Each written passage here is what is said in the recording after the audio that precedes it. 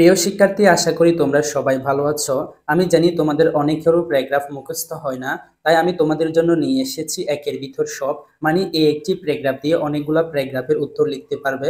তবে একটি কথা মাথায় রাখতে হবে যে এই প্যারাগ্রাফটি হতে হবে নেগেটিভ বা দূষণ সম্পর্কে। যেমন তুমি এই একটি মাত্র প্যারাগ্রাফ শিখলে এই সমস্ত প্যারাগ্রাফগুলো লিখতে পারবে। যেমন air pollution, water pollution, arsenic pollution, environment pollution, traffic jam, load shedding, dangers of smoking, dairy system, price hike, teasing, AIDS, drug addiction, deforestation, hartal day, tourism, street accident, coughing, acid throwing, air pollution, unemployment problem, smoking।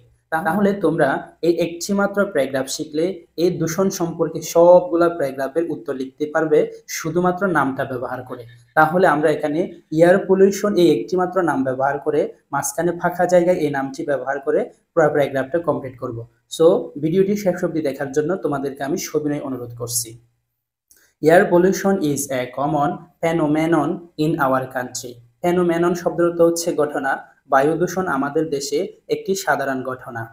Air pollution is a dangerous thing of our life. বায়ু দূষণ আমাদের জীবনের জন্য খুব ঝুঁকিপূর্ণ। It is going out of control day by day. এটি দিন দিন নিয়ন্ত্রণের বাইরে চলে যাচ্ছে। All over the world in big cities air pollution has turned to acute problem. Acute শব্দটা হচ্ছে তীব্র। পৃথিবী জুড়ে বড় বড় শহরগুলোতে বায়ু দূষণ হয়ে যাচ্ছে তীব্র সমস্যা। It is certain that, certain শব্দটা হচ্ছে নিশ্চিত। এটা নিশ্চিত যে one of the main causes of air pollution is the negligence of some people. Negligence শব্দটা হচ্ছে অবহেলা। বায়ু দূষণের জন্য কারণ হচ্ছে মানুষের অবহেলা। There are also other major factors. এর পিছনে অন্য একটি কারণ হচ্ছে which are responsible for air pollution in our country, যা আমাদের দেশে বায়ু দূষণের জন্য দায়ী। The problem should be solved shortly if we want to survive and prosper in our life. যদি আমরা এই সমস্যাটি দ্রুত সমাধান করতে পারি তাহলে আমরা সুখ সমৃদ্ধির সাথে জীবনে বসবাস করতে পারবো। তোমাদের যদি লিখার সামর্থ্য থাকে, বিষয়ভিত্তিক লিখার যদি সামর্থ্য থাকে, তাহলে তোমরা এই ফাঁকা ঘরগুলোতে দুই একটা লাইন লিখবে। যদি তোমাদের সামর্থ্য না থাকে, প্যারাগ্রাফটা আরেকটু বড় করার জন্য তোমরা নিচের লাইনগুলো অবশ্যই লিখবে।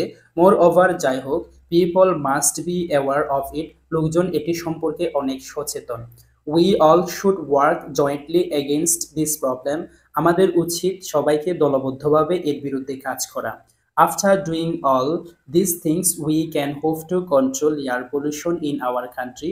এসব করার পরে আমরা আশা রাখতে পারি যে আমাদের দেশে বায়ু দূষণ নিয়ন্ত্রণে চলে আসবে। We hope that we will be able to overcome air pollution in the days to come. Overcome শব্দটা হচ্ছে কাটিয়ে ওঠা। ডেজ টু কাম শব্দটা হচ্ছে আগামী দিনগুলিতে। আমরা আশা রাখতে পারি যে আগামী দিনগুলিতে আমরা বায়ু দূষণ কাটিয়ে উঠতে পারবো। তোমাদের প্রয়োজনীয় প্যারাগ্রাফগুলো প্লিজ কমেন্ট বক্সে লিখে দাও। Please subscribe the channel.